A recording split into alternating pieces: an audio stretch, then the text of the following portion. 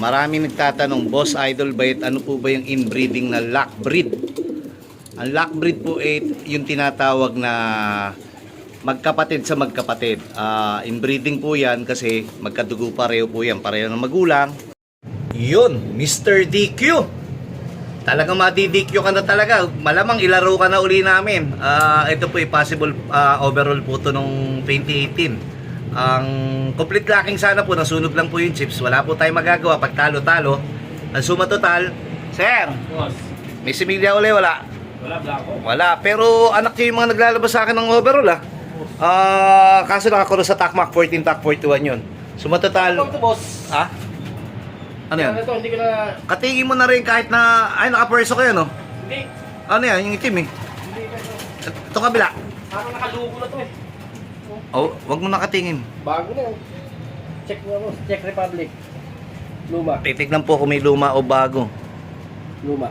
Bago. Luma. Okay, pwede pa. Hindi, katingin mo na lang. Malamang po ito hindi po napansin o nakaligtas. Bago to. Ayun dyan, yung cutting sa 456. Ayan. Yan na eh. Yan mo na, katingin mo na lang. At least mas maganda yung maingat. At saka at least maganda po yung nagiging experience nila na bata pa po sila, nahirapan silang pumagaspas. At saka kasi pagka medyo lipas na, kahit pa po maganda viewing, minsan po may matitigas ang ulo, malalakas ang loob, lumalayo, dumadayo po agad. Samantalang pagka may cutting, hindi po.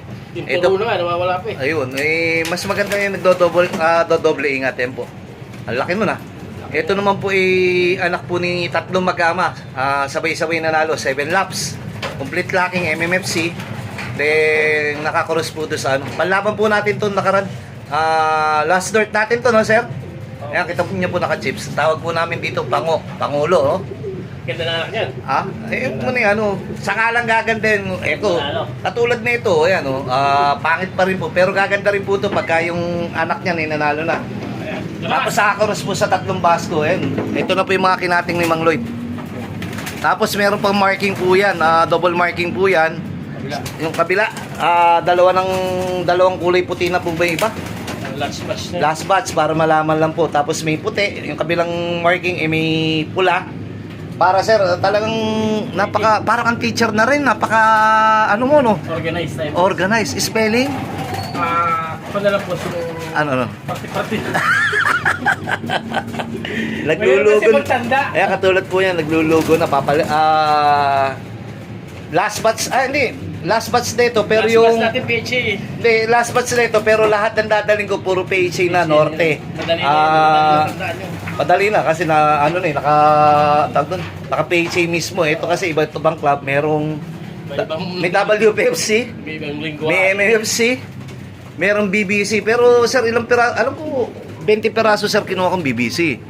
Kaso, masisikipan tayo no? Pero lahat mo natin ito, lalaban na yun, boss. Hindi naman lahat.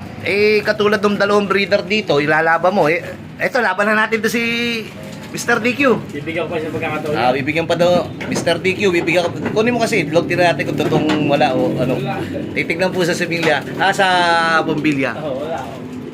Clear egg. Dito, hindi makikita. Ayan, clear egg po. Wala po tayong magagawa, clear egg po. Kita nyo, bilog na bilog. Ayan ano pa? Dingan ba to? Dingan siya po. Dingan siya po. Ayun. Ito naman po yung mga naturuan na kabilang side. Hindi pa tayo. Pagpapalit naman, Dito mo na lang kaya to. Ano? Ayun yung sumalpok, di ba? Oo, dito natin. Hindi, okay na ba siya? Oo, rumuronda na to, matagal na. Okay, tamo, rumoronda na parang tanod na daw. Ito po yung mga makikintab na. Pagpapalit mo na, yung makikintab na. At dito naman po yung mga baguhan. Para hindi na po nalilito kasi kaysa iniisa-isa. May markings pa nga po yan, pero yung anak nun? Ito daw po yung anak po noon. Pero nakakrus yan sa kay Bunso. Tama yung sinabi mo, maliliit. Maliliit. Pero gaganda rin yan. Ang ibon naman gaganda pagka maganda na yung resulta Ano gagawin mo doon sa itsura kung hindi naman magaganda yung resulta o hindi maganda yung kahinatnan? Mang Lloyd, paano to? Bababa muna ako, papapawis ako, ligo muna ako. May laro po kami mamaya. Si Mang Lloyd nagpapaka-busy pa dito. Baka may babatiin ka mamaya, mga fans mo mamaya sa basketball. Sabi mo, manood na. Pikit lang ngayon. Ha? Wala na ba yung mga fans mo, yung mga taga Nueva Ecija na fans mo, wala ba? Wala pa boss eh. Eh kanina naunin taga Quezon. Oo, may na rin eh. Ay, paano kasi hindi mo nayaya mag-inom? May laro nga boss. Ah, may laro. Pero mamaya, Kaya rin. pagkayari. Alam niyo po ba ibig sabihin pagkayari? Napaka-Tagalog na, sir. Ang pagkayari daw po, pagkatapos ng laro, ay yari na. No, pagtapos ng inom, yari na uli. Yari na uli kay misis. Kaya sa badam. Pagkising bukas, yari na uli. Tanghali na uli. Pag na naman. Di ba? Ang ibon, yari na uli. Hindi makakalipad agad. Tanghali na lilipat. Ito naman ginawa ko lilipat bukas. Ayun po, Turo ako bukas eh. tuturo daw po sa kita Tanghali niyo. pa wala. Sir, anong school yan? Si Madam Rhea, alam ko school na yan. Ikaw, saan Sa school yan? kanino yun eh. Ikaw? Private school lang hawak ko. Private school pala po to. Teacher! Ako principal din. Ikaw na teacher, ikaw na principal. Oo. Ayun, shoutout po mamaya doon sa mga aming mga kalaban. Laro-laro lang po, enjoy lang po natin yung kapatid din yan. Diyos. Parang napansin ko puro luha mata. Hindi wala ikol po yun. Ang ano po, yung pagkakabreed po nun. Sabi nga ni Pare Ramon Rivera, pag luha ang mata pare. Sir, magpapari na nga pala tayo Oo, pare din. Lapit na, pare na. Pali-pali na tayo. Shoutout kay paring Joseph Martos. Di pa rin ako tumatawag ng pare boss. Ay, hindi ko tumatawag. Bakit kay paring ninyo? Kuya Dennis pa rin. Ayun. Teka, talaga na against the light. Nasaan yung isang kapatid nun? Dito. Eto. Ayan. Ayan. Dalawa na yun eh. Oh. Apat yan eh. Apat na ho yan eh. Dadalawa pa lang yun eh. Ibang mukha naman to oh. Aba. Anip pa.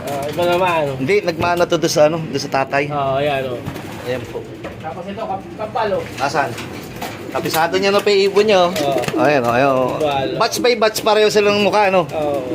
Yung kabila, ito sila po daw kambal. Tapos yung anak ngayon, Yung anak ngayon, parehong itim. pareho itim naman. Mamaya na po, nagkakabulahan na kami. Bababa muna po, papapawis muna ako. Then, para kondisyon tayo mamaya maglaro. Sige po. What's up mga kasubis? Sa maraming nagtatanong, Boss Idol Bait, ano po ba yung inbreeding na lock breed?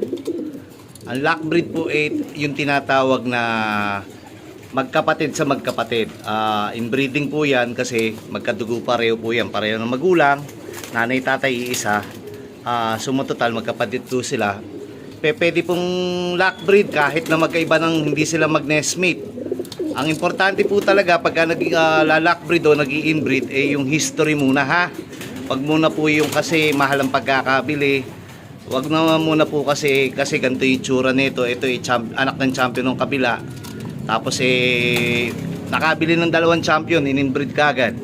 Pwede po yun kung halimbawa po talagang dekada na kumikilos po yung pamilya ng ibon. Pwede nyo pong i-breed yun. Kung lalo ng purpose nyo is breeding lang talaga. Magparami at para naman po doon sa naglalaro, siyempre po mas maganda po yung ibon natin bago po tayo mag-inbreed, pamilya na nananalo o naglalabas na ng winner. For example, Daddy Basco, Mami Basco. Ito po ang anak po ni Daddy Basco, Mami Basco po. Ito rin po itong kabila. Gaano na karaming nilabas na champion overall yung anak ni Daddy Basco at Mami Basco. Pati po yung mga anak po nito. Ito po mga naglabas na po ng mga overall po to. Sumatotal ito pong tungkak na to. Yung anak po nito, naglabas na po ng dalawang Daybird at Balogan Daybird. Wing Nueva Ecija nila Mang Lloyd. Sumatotal, ito naman marami na super set winner na nilabas to. Ito po yung mga unang anak nila Daddy Basco. Kaya medyo matatanda na rin to. Siguro mga 2017-18 to. Ayan, kaya natin ilalock breed kasi with good results na pareho. At saka pangalawa, marami na tayo na breed para sa North and South. Ito po yung tinatawag na ipantatabi. Yung tinatawag na for future na natin. Yung pansariling gamit, PSG. Ganyan po si Lola, yan katulad niyan, matatanda na po yan. Kaya kailangan yan, pagka nag-itlog, tatago nyo na rin. Tulad po na itong mga matatanda natin, yan, naglalabasan na. Nagbibigay na sila dahan-dahan. May malungkot lang akong balita. Palibasa ngayon lang ako nakauwi. Na namatay yung ating isang overall winner sa WPFC. Si Bunso. Yung anak ni Mr. Calbayog. Ito si Mr. Calbayog. Mr. Calbayog Anak niya yung naglabas din ng kapatid ni Bunso. Anak niya din yung naglabas ng ano, ng second overall saka 8 overall Youngbird 2023, liban 2024. Kaya po natin i-inbreed yan. Naglabas na rin po yung kapatid po niya ng Basco Batanes, kila Ariel Sikat. Naglabas na rin po yung kapatid ni Basco Batanes, yung binigay po natin. Ito, yung kapatid po nito, tatay po kasi nito, kapatid ng Basco. Binigay din po natin dito yung kay Pare Ritan, naglabas din po ng Calbayog winner, champion, first overall. Tapos tatlo lang po silang pumarte sa CRPC. Ayan po, kaya natin ini-inbreed o kaya natin nilalockbreed kasi nga po history na. Kahit mapaa po, katulad po nito sa side na po ng mga lolo o apo, mga naglabas na ng overall nito mga recently, 2024, 2025. Kaya mas inaano natin. Ito, isang example po ng matanda. Ito po yung lolo. Ay, hindi yan. Ayun, yun nandun sa kabila. Ayun po si... Yung kak na yun, ayun po si ano. Si super... ang tawag super lolo na to eh. Bali, si 8 overall. Super kak. Kita mo, ito naman si Takmak. Si Tak 41. Puro matatanda po sila. Ito po, nag-itlog po. Sinili po natin, walang similya. Tatanggalin na lang natin. Gagawin natin, papalitan natin ng itlog, papayaya natin. Gagawin natin yaya sila. Pero yung pagka nakapisa na, ibababa mo na kasi mga 1 week, aalis na sa paso, may tendency mamatay, malaglag. Ito naman po, dito din po, matanda na rin to, tsaka yung pares, dito po nangingitlog. Yun po yung isang anak niya, nandun. Dalawa po yan eh. Dito po produkto yung puti na, ang tawag yan. Pero hindi na puti yung magulang, tinanggal ko na. Diyan po sila sa ilalim ng ingit, makita mo may pisana. Tapos yung ina kay pangit, gawa ng malakas yung ibon pero malambot yung paa. Makikita nyo po sa video namin ni Mang Lloyd yun, nung una, yung kulay puti, diyan po breed sa ilalim yan. Nangyayari po, para po siya nakukuba, kaya tinatanggal ko po to para hindi po sa subsub na sa ilalim. Yung kapatid po nun, yung anak po niyan, pinayaya ko po dito para hindi na todong etong isa dito, tong panlaban natin PHA. Masabi panlaban, ayan to, tong panlaban natin PHA, yung malit na yan, pinayaya na lang natin. Yan po yan, ito po kasi sinusubukan natin matatanda dyan, parang katulad sa kabila, kung magbibigay, di buenas, salamat, at least nakakalipad po sila. Ayun lang naman po yung simple natin ginagawa dito. Kaya mapapansin nyo, paulit-ulit yung kwento natin. Kasi nga, kailangan maging consistent ka doon sa ginagawa mo para yung resulta malapit sa sa katotohanan. Ganun lang po 'yun. Suma total, pagpabago-bago po kasi hindi niyo makikita kung ano yung proper o ano yung pinaka maganda. Baka natsambahan nyo lang nakaran o kaya baka malas lang nakaran. Pero tayo po, pagka consistent kasi, nakita mo na, gamay mo na yung sistema mo, gamay mo na yung programa mo. Yearly, may hatid lang karangalan yan. Ang pinakahihilingin mo na lang yung manalo. Kasi alam yung ginagawang materialis, ginagawa mong pagod, o yung sistema, o yung programa, ano po yan. Nakakabisado nyo na. Ang humubog po dyan, yung panahon nyo. Yan, kita nyo po. Ito, matagal ko na pong hindi ginagamit to. Kasi matanda na. Pero magbibigay pa po yan. Kita nyo, sa pay ng liligaw doon sa pack natin. Pareho po silang makintab po. Alis magkamuka. Yung pagkakadalasan, ito po, kahit matanda na to, pag nangitlog po to, dadapa. Isang araw, dalawang araw na dadapa. Then, after nun, okay naman.